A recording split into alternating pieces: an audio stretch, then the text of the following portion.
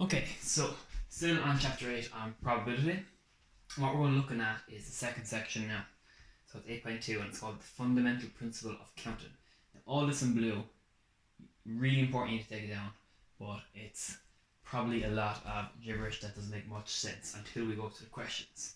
So what this says, make sure you take this down, really important, and take down the examples, okay? Because this does always come up, even as for your leaving cert to come up. It says if one trial has m possible outcomes and a second trial has n possible outcomes, then the total number of possible outcomes is m times n. Now what that means, okay, I know it's a lot of writing, a lot of words, but what it means is, okay, I'm going to go through an example.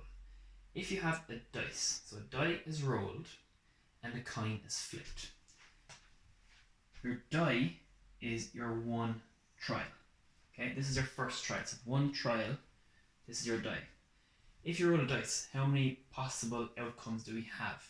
We noticed in the previous video, we could have 1, 2, 3, 4, 5, and 6. So we know there could be 6 possible outcomes from our first trial.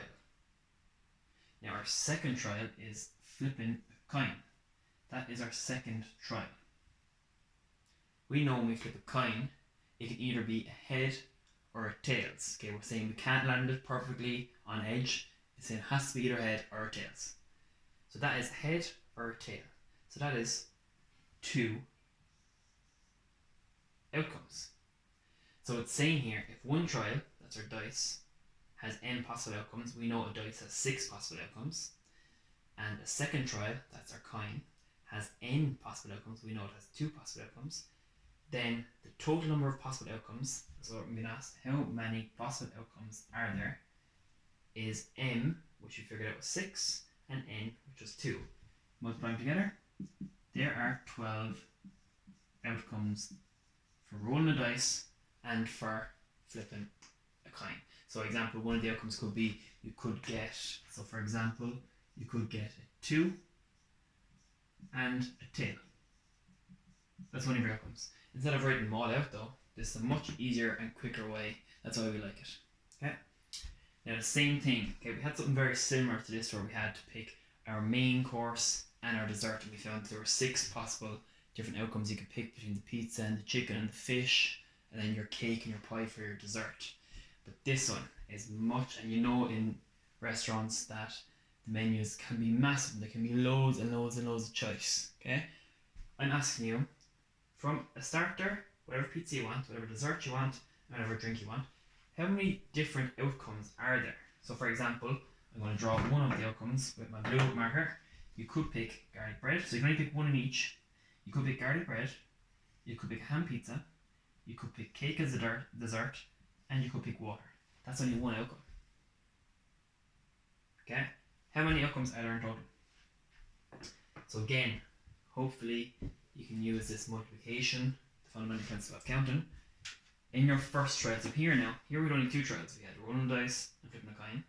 Here now we have 4 trials. We have our starter, our pizza, our dessert, and our drink. So how many options do you have for a starter? There is wedges, garlic bread, wings, and soup. There is 4. How many options do you have for pizza? There's ham, pepperoni, or margherita. That is 3. How many options do you have for dessert? There is a tart or a cake. And how many options do you have for a drink? There's Coke, juice, or water. That is 3. You will be there for a very long time trying to write out all the different possible combinations, because there is quite a lot. Okay? Instead, you can just see how many options you have, and using your fundamental principle of counting, what we have up here, we can just multiply all these numbers together and it will give us our answer. So we have 4 times 3 times 2 times 3. So there is 72 possible combinations.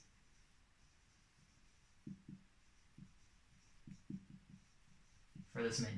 72 possible combinations. If you were there trying to write out the 72 of them, using our systematic listing way of outcomes, you'll be there for a very, very long time, and you'll waste a lot of time in the exam. So this is just a nice, easy way to have a look at it. Okay? So, going on going to do a small few questions, hopefully that makes sense.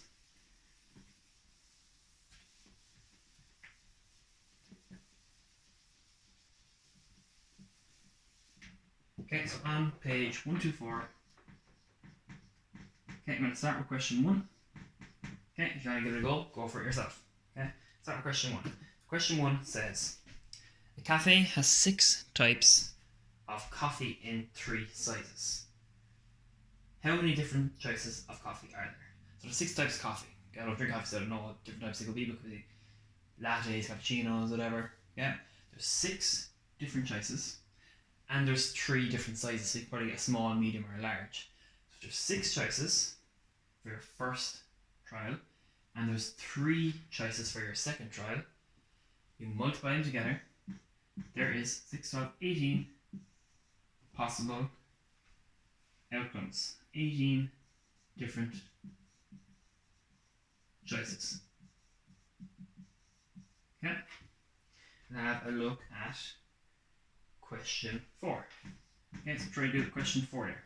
Question 4 says, Kelly is trying on a dress which comes in 3 different sizes and 7 different colours. How many different dresses can Kelly try on? Exact same thing. If you have 3 dresses with 7 colours, multiply both of them together. She is trying on 21 dresses.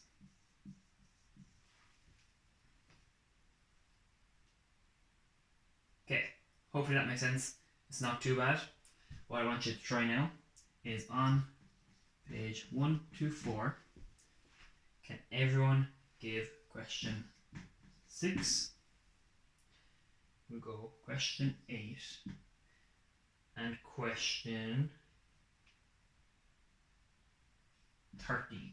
Okay, again, they do get harder. Okay, if you want to do a little bit extra, you can do more questions. Okay, if you fly through them, you can obviously do more questions. But I want everyone to do question 6, which is a nice, easy one like we're doing. Question 8 gets a bit harder, and question 13 a bit harder again. So give them a go and see how you get on.